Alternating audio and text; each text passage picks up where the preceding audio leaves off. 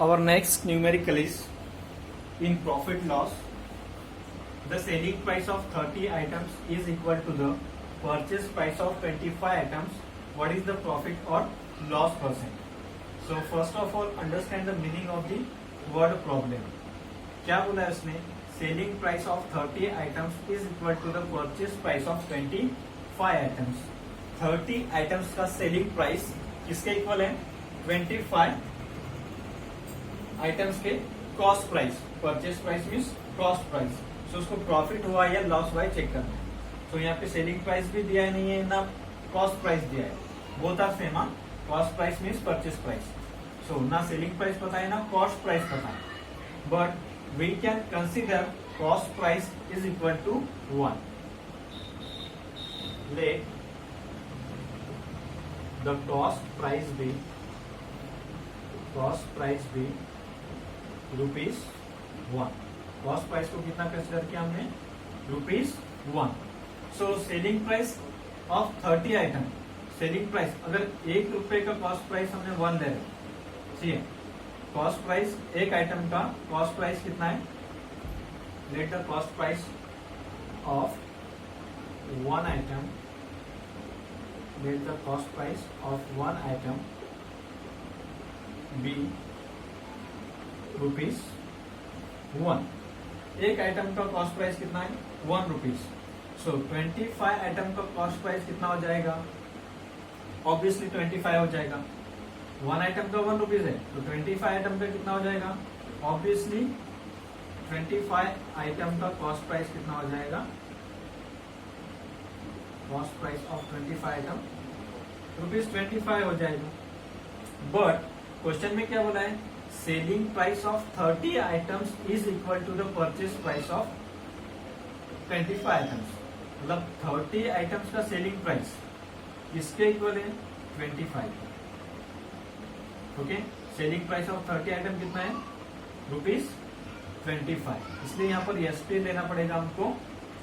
SP is equal to 25. क्यों आया 25? Cost price 25 item का 25 हो गया. बट उसने क्या बोला? Selling price of 30 items is equal to मतलब इक्वल. देखिए selling price of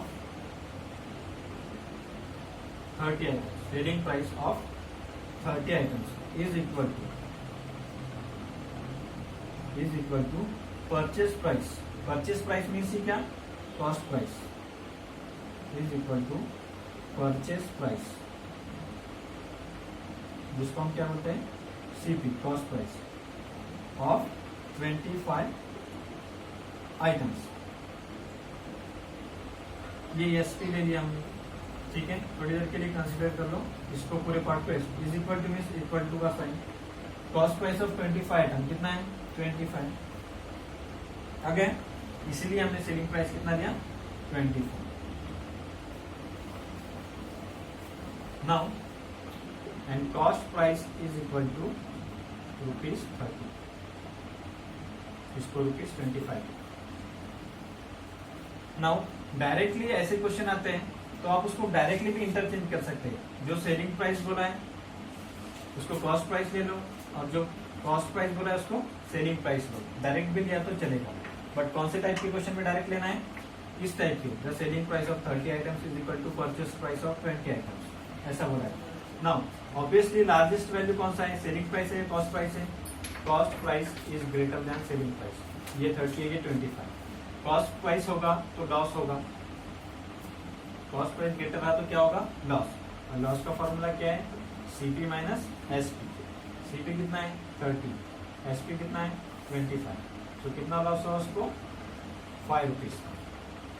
but what is the profit और लॉस परसेंट? हमको क्या निकालना है? प्रॉफिट और लॉस परसेंट में निकालना है. सो लॉस हुआ है तो loss percent.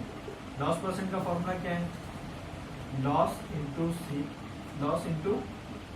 100 upon CP. Loss percent का फॉर्मूला क्या है? Loss into 100 upon CP. Loss कितना है? 5. 100 एज डी. सीपी कितना है? सीपी है 30. 0 0 cancel. 5 into 10 50. 50 by 3. So we can convert this 50/3 into mixed form. So take denominator 3 as it is. 3 1 जा 3, remaining 2. 3 6 जा 18, remaining 2. In this way, इस transaction में कितना लॉस हुआ है? 16 and 2/3% लॉस हुआ है.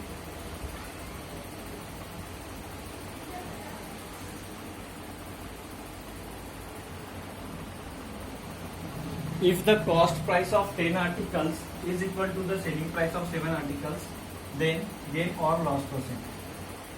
10 articles का cost price किसके इक्वल है? Selling price of 7 articles. Then gain और loss percent कैलकुलेट करना है. लॉस हुआ या गेन हुआ. मैंने आपको एक्सप्लेन करके भी बताया था, जैसे कि CP of 10 articles, CP of 10 articles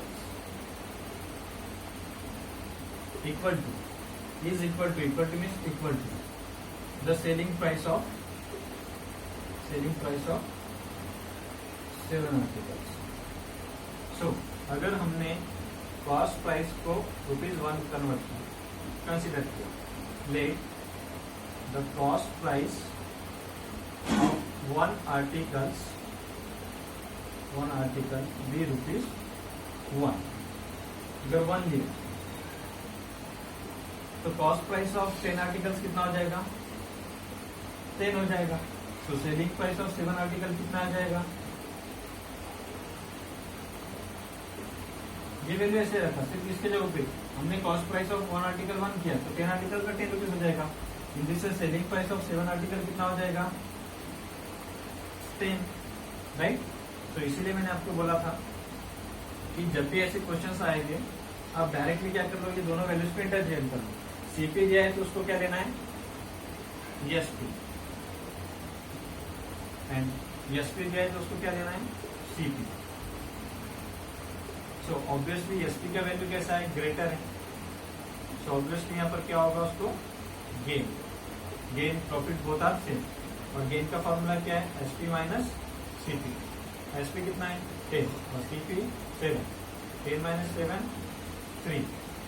but values को हमको किसमें कैलकुलेट करना है? परसेंट में. सो गेन परसेंट का फॉर्मूला क्या है? Gain percent is equal to gain into 100 upon CP. Gain कौन सा? ये हमने कैलकुलेट किया 100 एज दिस. सीपी कितना है? 7. 3 × 100 300 अपॉन 7. 300 से 7 को डायरेक्ट डिवाइड नहीं होगा, इसलिए इसको क्या करो? मिक्स फ्रैक्शन में कन्वर्ट करो. 7 एज इट इज. 7 के टेबल में 30 आता है? नहीं, बट 30 से छोटा नंबर आता है. 7 4 × 28. 30 में से 28 गए, कितना बचा? 2. 20 हो गए. 7 के टेबल में 20 भी नहीं आता है, बट आता है 14. 7 2 × 14. रिमेनिंग 6 यहाँ ले लो. सो इन दिस ट्रांजेक्शन में कितना गेन परसेंट हुआ है? उसको 42 and 6/7%.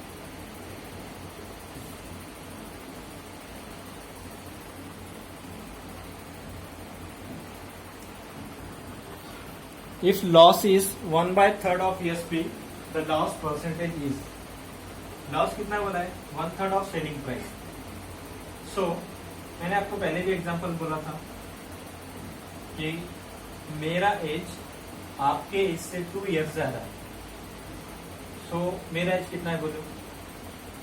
नहीं बता सकते. क्यों नहीं बता सकते?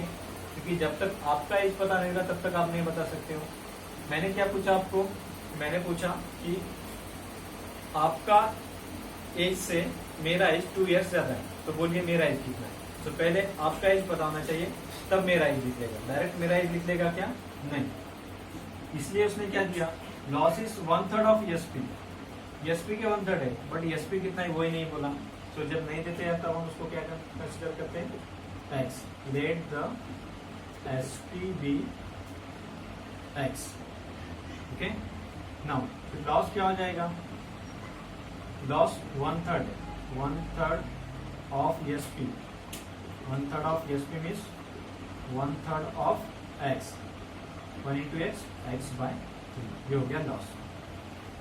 हमको कैलकुलेट करना है लॉस परसेंटेज.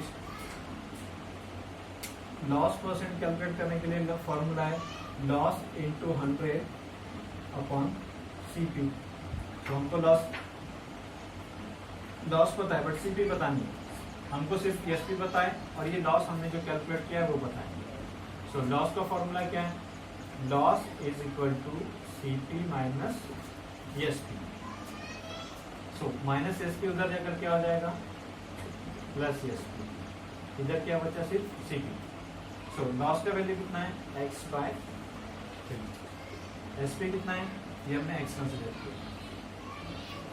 क्रॉस मल्टीप्लीकेशन कर लो, डिनोमिनेटर कुछ नहीं में स्वाद आएगा, 1 into x x, 3 into x 3x, 3 into 1 3 is equal to CP. x plus 3x 4x upon 3 is equal to CP. CP का वैल्यू कितना मिल गया, 4x/3। नाउ लॉस कितना है, लॉस x/3 इंटू 100, सीपी कितना है 4x अपॉन 3। सो x into 100 100x upon 3, x into 100 100x upon 3। सो ये divided value ये 4x/3 अगर मल्टीप्लाई में लिखना है तो उसका रेसिप्रोकल लेना पड़ेगा। 4x/3 का क्या हो गया, 3x, 3/4x, 3 3 cut, x cut, 100 divided by 4 करो, 100 को 4 से डिवाइड किया तो कितना आएगा, 4 1 जा 4, 4 2 जा 8, रिमेनिंग 2, 4 5 जा 20, 25%। सो कितना लॉस हुआ है परसेंट में, 25%। गॉट इट, आया समझ में। सेलिंग प्राइस को x कंसिडर किया, फिर लॉस मिल गया x/3, 1/3 of selling price. So by using loss formula we can calculate CP. Loss is equal to CP minus ESP. Minus ESP उधर जाकर प्लस हो गया, CP का वैल्यू क्या रहेगा, लॉस प्लस ESP। इन दोनों को ऐड किया बाय क्रॉस मल्टीप्लिकेशन, CP आ गया 4x/3।